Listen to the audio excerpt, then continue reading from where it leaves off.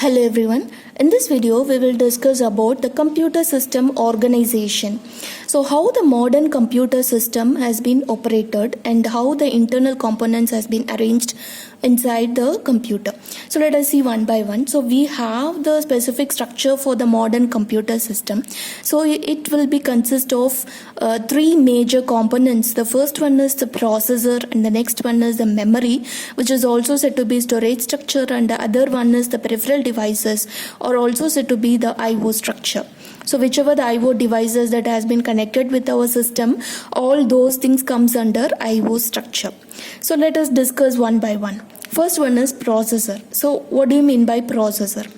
Here the CPU is the brain of the computer. So it is many of the people will say like this. So central processing unit, or in short we can call it as a processor. So it will perform all those operations, right? So it will perform all those operations which we want to perform. So whichever it is needed by the user, it will perform the particular operation with the help of the operating system, and afterwards it will produce the result. And also it should be interconnected with the IO devices. So basically this operating, so when you switch on the power of the computer, so what happens initially? So that is what the bootstrap program, the program which is named as the bootstrap program, is said to be the initial startup program. So the CPU will execute this kind of program in order to initiate all its operations. So which means it will check it out whether all these components has been connected both physically or also whether all this operates well or not. So it will initialize all the components which has been connected with the computer. So which means it should enable all those components, right? So for that we need to execute this kind of program, that is what bootstrap program. So it is automatically loaded. So first it will load this particular program, which means it will load the operating system kernel into the memory. So that is what the first step. So first it will load it, and afterwards it will execute that operating system program, right? So where we will store this operating system program, so though it should not be modified by any other. So it is a static program, so it should not be modified. So this could be stored in ROM or double leaf ROM. So this ROM is nothing but read-only memory, and this one is a electrically erasable programmable read-only memory. Electrically erasable programmable read-only memory, that is double leaf ROM. So why we are using these two things in order to store the bootstrap program? Because this should not be changed. So it is already a pre-built one which should not be given for any user, right? So this, whatever the program or the startup program, which we used to call it as a firmware. Okay, the term which we used to call this program is said to be firmware. So it will consist of some set of instruction that should load the OS file, or it will check whether all the components has been enabled or not. Okay, it will initialize all those things, and after the completion of this booting operation, okay, so after all these boot up startup program or the boot program we have completed loading it, and we have just executed it, and the next one, it will wait for some event to occur. Who will wait? The CPU will wait for some event to occur. So what is that event? So literally, if you have any event in the system, we used to call it as a interrupts. Okay, so how the events will occur? Only with the help of this interrupts. So interrupts are of basically two types. One is hardware interrupt and another one is software interrupt. So this hardware interrupt may trigger by using some signals. It will produce signal to the CPU in order to mention some hardware interrupt has occurred in the system. In the same way, we will get some software interrupt also. This may trigger with the help of some specific set of operation which is said to be system call. So this software interrupt will be executed only with the help of system call. So OS should be connected in order to execute the system call, right? So we'll discuss all those things. So this is what the processor will do, all these things whenever you switch on your computer, right? So if it gets any interrupt, so user also may produce some interrupt. Otherwise, if he wants to execute any of the operation, so based on that operation, you may get some interrupt in the system. So either it could be a error or any other kind of interrupt you will get, right? So basically it is of two types. One is hardware and another one is software. Okay, so coming to the storage structure. So what do you mean by storage structure? So we use our programs we will store our program in the system only with the help of the storage structure. So normally we will store our programs in the main memory. So whenever it is ready for execution, which means whenever it is given to the CPU, so it should be present in this main memory. So from the main memory only CPU can load the instruction or even the program. So here this main memory, which is nothing but the rewritable memory. So here we have, it is also said to be the random access memory, okay, and it is a temporary memory and not the permanent one, because it has one specific feature called volatile. So whenever the power is switched off, all its content will be erased automatically. So that is what we have the drawback in this main memory. Why we are going to secondary memory even though if you have the main memory, right? That is what the reason. So here the main memory is basically implemented with the concept of semiconductor technology, and that we used to call it as a dynamic RAM.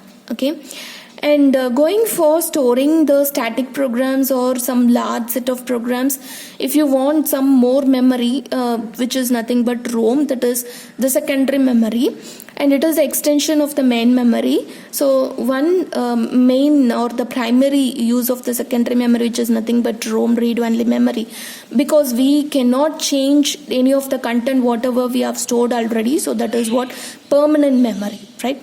So whichever the content you want to, you do not want to change by others, you can change, you can store it in the ROM, that is secondary memory. We also have one more memory called EEPROM, and also another one memory called PROM. This EEPROM, sometimes the content may change, but not at all the times. So not frequently. Sometimes the content will be erased and it will be added with the new content. But that doing that erasing operation is not actually easy, because electrically erasable ROM. So we cannot do all those things, right? So next one, what is this load and store instruction?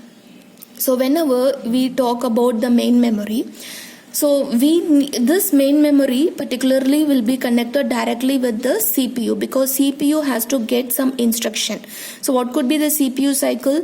CPU cycle is nothing but so first it will fetch the instruction from memory, then it will decode that instruction, and afterwards it will execute that instruction, and finally it will produce the result. Right, so this is what the cycle of this CPU, whenever it wants to execute any instruction, so it has to follow these 3 steps. This is what the CPU cycle. For each and every instruction, whatever it is executing, it should follow these 3 steps for all the instruction, right? So we have one major 2 instruction, that is load and store instruction. The CPU needs any information or the instruction from the memory, then we need to execute this instruction, that is load instruction.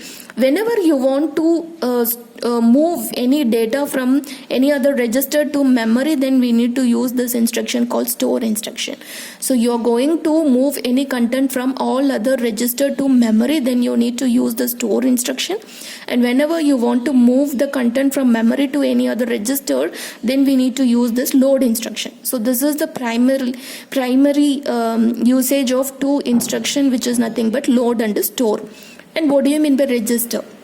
It is also a storage unit, and it is the smallest unit of storage device.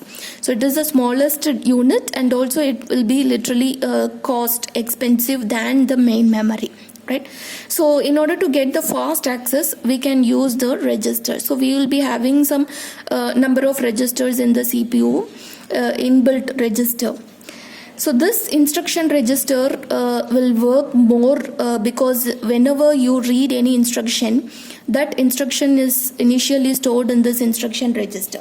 So like this instruction register, we have several register like temporary register, data register, program counter. So this program counter is also plays a major role whenever you start executing the instruction, because this particular register will store the address of the next instruction to be executed. So that is what program counter. So we are not going in depth of all these register concept because we are going to discuss about the operating system concept. So before going in depth of the operating system concept, you should know something about the basic information about the modern computer system. So that is what I am explaining now. So what are all the limitations of main memory? So there are two limitations which we have. One is too small. So the main memory size is too small, so that's why we are moving to secondary memory. So we can call the secondary memory is the extension of the main memory. So whenever you want to execute, you need to transfer that particular file from secondary to main memory, and we can load this instruction into the CPU for execution. And one more limitation is volatile, as I told. So its content will be erased whenever the power is turned off. So that is what volatile. So it is a major drawback. So that's why the main content, or whichever the content we are feeling that is more important, it is not advisable to store in the main memory, because main memory is a temporary memory. So you need to store only in the permanent device. That is what secondary storage. Okay. So we have a lot of secondary storage. So before going to the memory hierarchy, so I would like to explain about the basic information about the storage unit. So the basic storage unit is nothing but the bit. So bit is either 0 or 1. So you may know about all these information. So I'm just giving. So here byte is nothing but 8 bits. Group of 8 bits is said to be 1 byte. And one word is nothing but 1 or more bytes. So either we can say it is a 2 bytes or 4 byte word, or 8 byte word, or even 16 byte word. So like that we can call. So 1 or more byte is said to be one word. Coming to the size of the file or size of the data can be measured in this way. So 1 KB, that is kilobyte, equal to 1024 bytes, and 1 MB, that is megabyte, equal to 1024 the whole square bytes. 1 GB, that is gigabyte, equal to 1024 the whole cube bytes. 1 terabyte, that is TB, equal to 1024 the whole power 4 bytes. 1 petabyte is equal to 1024 the whole power. So here we can mention this as 2 power 10, this as 2 power 20, this is 2 power 30, like that. So 1 million bytes or nothing but 1 megabyte. This is nothing but 2 power 30. So like that we can represent in this way in order to perform any calculations in the memory structure. Okay. So now we will discuss about the storage device hierarchy. So we have several storage devices that comes under both main memory and also the secondary memory. So here it starts with this register, so which is the smallest unit of the storage device, and next we are moving to cache memory. And this is the top layer of the main memory, we can call it as a cache memory. So here the some lines of the main memory, so we are just making it as a cache memory. And the next one main memory, then next one several disks that were available, which are all said to be the secondary memory. So the common secondary memory device is said to be the magnetic disk. So in the earlier days they have used the magnetic tape, so now we are just working with the disk. So here how the hierarchy moves down. So as we move down, it will the cost will be decreases, but the speed will be increases. Okay, so the cost will be decreases if you move down from the hierarchy, but the speed will be increases like this. Okay, so if you use the registers, which is more expensive, but the accessing speed will be more higher. And comparing to the next one, so it is somewhat more expensive, but the accessing speed is somewhat lower than register. Main memory is somewhat lower cost than these cache and register, but it is accessing speed is somewhat lower than the previous level. So this is what the hierarchy tells about. So these are all the several storage structure which we have in order to perform all those operations. I mean, in order to store the amount of data, whatever we have in the computer. In this way, we are storing all those information in the computer. Thank you.